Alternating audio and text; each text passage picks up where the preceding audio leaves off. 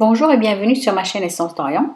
Aujourd'hui et avec l'approche du mois de Ramadan, je vous présente une nouvelle recette des gâteaux marocains appelés chebakia, mais cette fois-ci sans gomme et sans mix industriel aussi, et sur le principe de la pâte magique.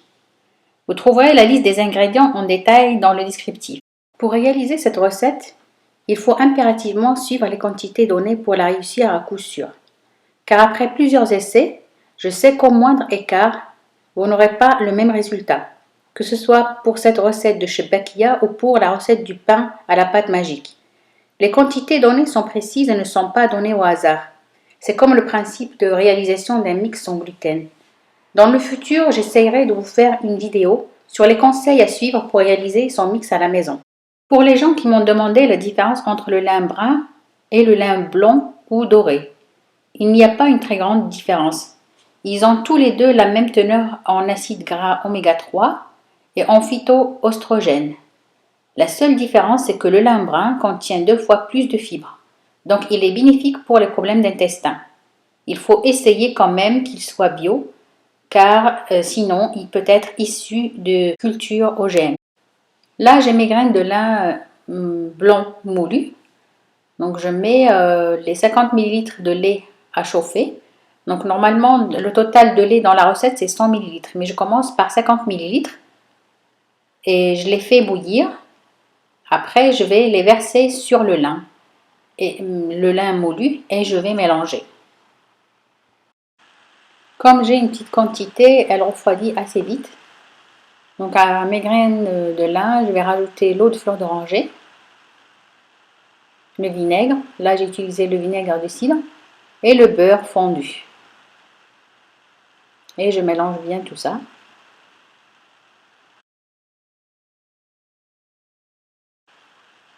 Je rajoute l'œuf et je mélange bien jusqu'à obtenir une sorte de crème. Là, ça ressemble un peu, ce mélange ressemble un peu à la pâte à choux. Quand on prépare la pâte à choux, ça fait ça. Donc là, je vais prendre le fouet et je mélange bien. Je vais obtenir une sorte de crème mousseuse. Je vais rajouter le reste des ingrédients, sauf les farines. Je vais rajouter le sel.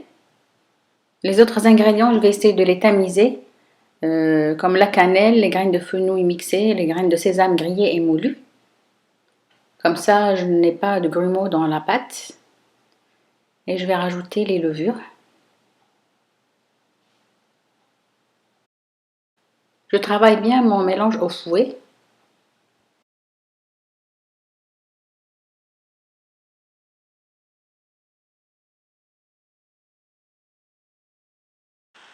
Là, mon mélange est prêt, je le mets de côté. Et je vais tamiser les farines pour les mélanger entre elles. Là, je commence par la farine de riz, la fécule de maïs et la fécule de pomme de terre. Et je mélange les farines entre elles. Donc là, j'ai mon mélange de farine et ma crème au lin que j'ai préparée. Maintenant, je vais tout mélanger dans le bol du robot pour pétrir. Je travaille mon mélange à vitesse assez basse et je laisse tourner. Je vais obtenir une sorte de pâte sableuse. Et c'est là que je vais rajouter le reste de mon lait. Moi, j'ai rajouté à peu près 50 ml. Mais chez vous, adaptez cette quantité à votre pâte, car on sait que les farines n'absorbent pas l'eau pareil. La pâte de chez Bakia doit s'amalgamer, mais doit rester ferme.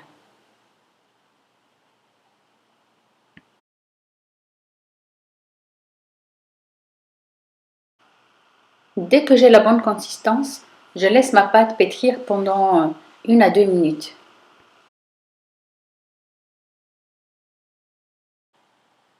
Ma pâte est prête. Je vous montre de près à quoi elle ressemble.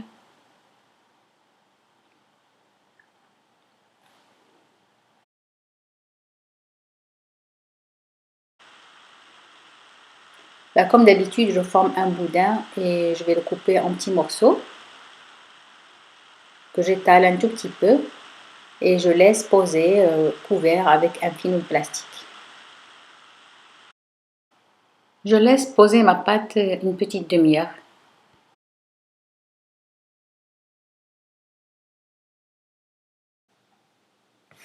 Là, j'ai ma pâte qui a posé pendant une demi-heure. On voit qu'elle a levé. J'ai essayé de ne pas couper ce morceau. Comme ça, vous voyez exactement comment je travaille la pâte. J'étale mon morceau de pâte. Ma pâte se casse facilement. Ceci est dû à la levure. Je vais la travailler plusieurs fois. Et je sens que ma pâte aussi colle au plan de travail. Dans ce cas, je vais m'aider d'un peu de maïzena pour absorber l'humidité de la pâte. J'y vais la main légère quand même. Si vous avez réussi à ajouter la bonne quantité de lait et que votre pâte ne colle pas, n'utilisez pas la maïzena, travaillez la pâte directement. Donc le principe, c'est que la pâte ne colle pas au plan de travail pour pouvoir la manipuler.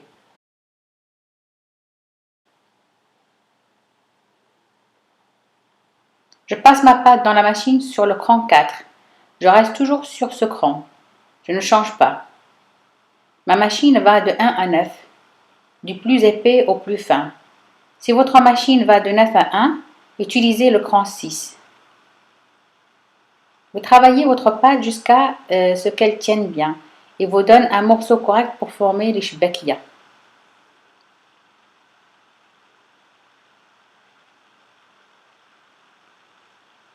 Quand vous mettez la maïzena et que vous voyez que vous en avez trop mis, essayez d'enlever l'excédent.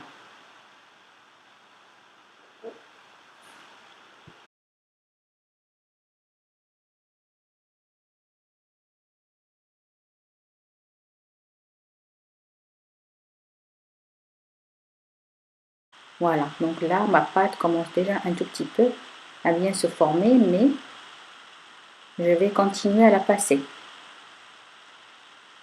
jusqu'à ce que j'obtiens un ruban là, qui est que je jugerai assez bien pour former mes shbakia. Vous voyez, vous croyez qu'au début, ça va pas marcher, mais après, donc voilà, on arrive à obtenir une pâte qui tient vraiment.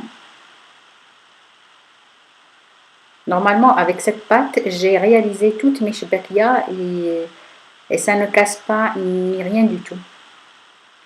Donc, j'ai eu aucune casse, même après cuisson, même pendant la cuisson, les shbakia ne se cassent pas. Donc là, comme d'habitude, je fais 3 traits et je coupe au 4e et je forme mes shbakia. Moi, j'aime bien cette façon de faire parce que ça forme des petites shbakia et donc comme ça, vous êtes sûr de former vos shbakia sans problème et sans difficulté. Surtout que c'est sans gluten, donc c'est un peu...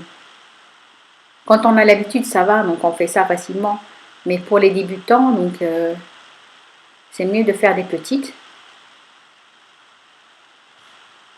Donc là, je vous montre comment faire. Donc on plie en deux. On pince les deux extrémités, donc elles tiennent tout seules. Donc moi, je pince pas les deux extrémités, hein, donc je plie, je pince derrière et je laisse. Je pince pas les shbakia sur les côtés, je laisse. Voilà. Et je continue comme ça.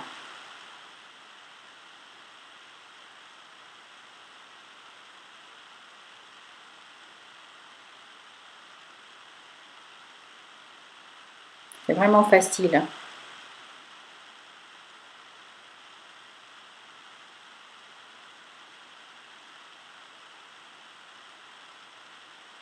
Là, je vous montre une au ralenti.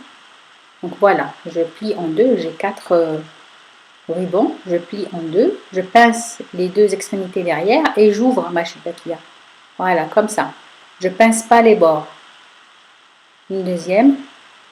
Voilà, j'ouvre, je plie en deux, je pince, hop, voilà, et j'ouvre ma shbakia. Quand je réalise mes shbakia, je les dispose sur un plateau et je les laisse à l'air libre. Elles vont sécher un peu, mais c'est pas grave. Donc quand j'ai tout fini, je commence à frire les shbakia dans l'huile chaude. Donc la température ne doit pas être très forte, donc ça doit être à feu moyen. Et je commence à cuire mes shibbakia. Ou plutôt frire. Donc je les laisse 10 à 20 secondes avant de les touiller. Donc j'attends qu'ils tiennent un peu la forme. Donc vous voyez, je les mélange, ça se casse vraiment pas du tout. Dès que ma shibbakia après a pris une belle couleur, donc je vais la mettre dans le miel. Donc c'est le basique, hein, les shibbakia. Donc là j'ai enlevé le ralenti, comme ça vous voyez que je manipule les shibbakia sans problème, ça casse pas. Donc pendant la cuisson, il faut les retourner de tous les côtés pour qu'elles cuisent de la même façon.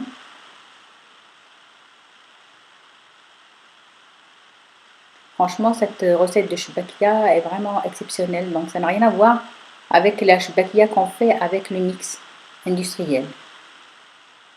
Essayez-la, vous verrez, elle est vraiment exceptionnelle. Donc là, je mets mes shibbakia dans le miel.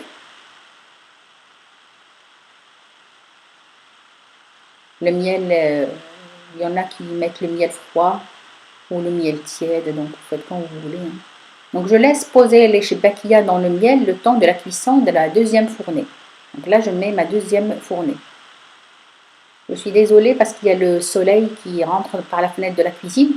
On ne voit pas bien trop la friture, là, les shibbakia qui frient. Là.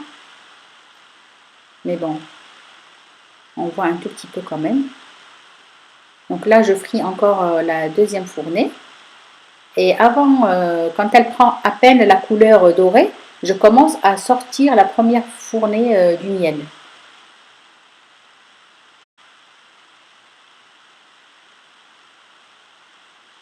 Voilà, je sors mes shibbakia. Avec l'autre main, j'essaie de les tourner sur le bon côté pour pouvoir mettre les graines de sésame grillées. Voilà.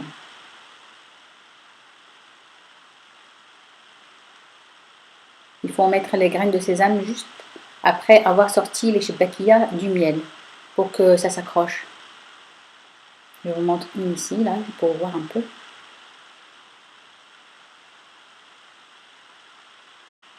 Là, j'ai ma deuxième fournée qui est cuite. Je la mets dans le miel et je cuis la troisième fournée. Et je continue comme ça jusqu'à cuisson complète des shibbakia. Donc voilà, ça c'est le résultat.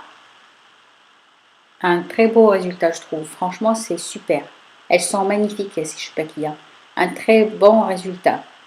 Les visuels et le goût, franchement, c'est magnifique. Je vous conseille d'essayer cette recette, c'est vraiment super. Donc, on voit vraiment qu'il y a les bulles là. Donc vraiment super, super. Essayez surtout de respecter les ingrédients à la lettre et vous aurez ce beau résultat.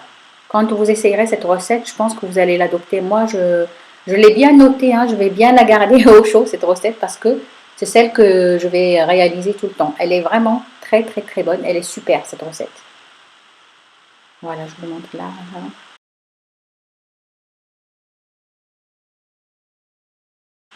Elle est bien remplie de miel. Voilà. Ben, j'espère que cette recette vous aura plu. N'oubliez pas de mettre un j'aime à la vidéo, de la partager et de vous abonner à ma chaîne pour de nouvelles recettes. Merci.